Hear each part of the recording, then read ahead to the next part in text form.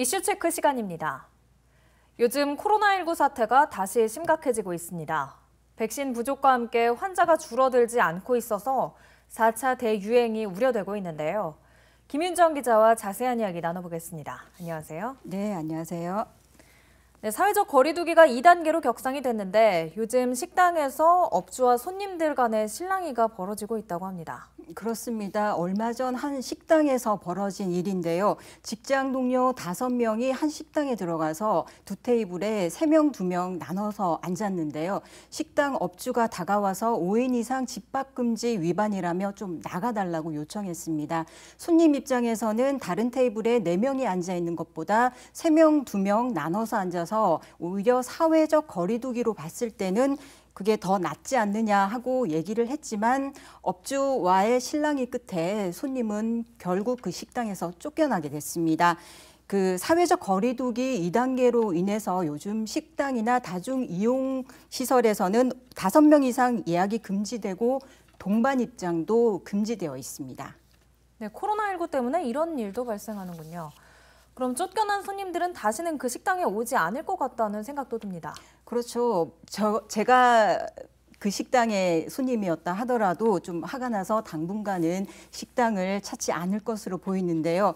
그런데 그날 그 식당에 사람들이 많은 것도 아니었습니다. 식당 업주 입장에서는 요즘 같은 어려운 시기에 한 명의 손님도 좀 아쉬운 상황인데 그 자칫 신고나 단속에 걸리게 되면 그 관련 업주는 300만 원 이하의 과태료를 물거나 또 시설 폐쇄 또는 운영 중단 등 극단적인 조치까지 내려집니다. 물론 이용자들도 10만 원 이하의 과태료를 물어야 하는데요. 한번 단속에 걸렸던 업주들은 손님과 이렇게 싸우더라도 손님을 내보내야지 경제적인 손실을 막을 수 있다는 딱한 입장을 보이게 된 것입니다.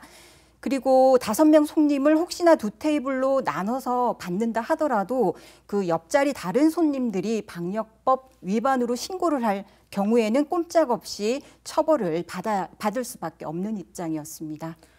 네, 5인 이상 집합 금지 위반으로 적발된 거는 어느 정도가 되는지 짚어주시죠. 4월 들어서 좀 줄어들었다고는 하는데요. 4월 1일부터 20일까지 한 6건의 그 업주가 적발된 상황이라고 합니다.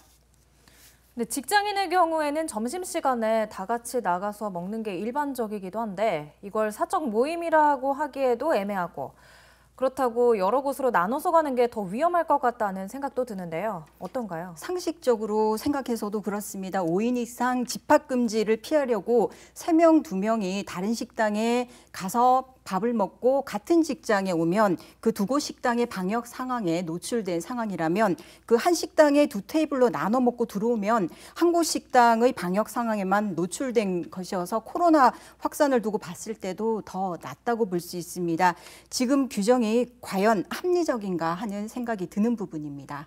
5인 이상 사적 모임 금지에도 예외가 있다고 하는데 어떤 예외인가요? 그렇습니다. 이런 불만들이 쏟아지면서 직계 가족의 경우나 또 동일한 거주 공간에 모이는 가족 등에 대해서는 8명까지 같은 테이블에서 밥을 먹을 수 있습니다.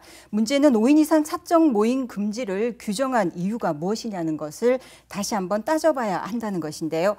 코로나 확산을 막기 위한 방법의 일환으로 거리 두기를 하는 것이라면 누가 봐도 조금 이상하다고 생각됩니다.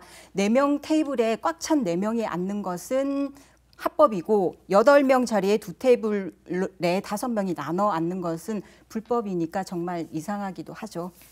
네, 상인들의 불만에 대해서 부산시는 어떻게 대처하고 있는지 알고 싶은데요. 박 시장은 취임 이후 처음 열린 비상경제대책회의에서 그 소상공인들의 그 어려움이 가중되고 있다고 코로나 확산세가 안정되는 시기에 같은 일행에 한해 평일 점심시간에는 5인 이상 모임을 한시적으로 허용하는 방안을 정부와 적극적으로 협의하겠다 이렇게 나서고 있습니다. 네, 상식적인 법 마련도 필요할 것 같고요. 융통성도 필요할 것 같습니다. 그런데 영업이 중단된 유흥업소가 벌금을 내고서라도 몰래 영업을 하는 경우가 속출하고 있다고 하는데 어떤가요? 네, 요즘 유흥시설 집합 금지 조치가 내려졌죠. 그 이후에 최근 유흥시설에 대한 집합 금지 집중 단속을 벌인 결과 120명 넘게 적발됐습니다. 네. 현실적인 대안을 내놓지 않다 보니 한 번 걸리나 두 번 걸리나 업주 입장에서는 똑같은 300만 원의 과태료를 물고서라도 영업을 하겠다라는 입장이었습니다. 법도 합리적으로 만들어야 되겠지만 그 방역 규제에 현장 적용에서도 융통성을 발휘해야 될 것으로 보입니다.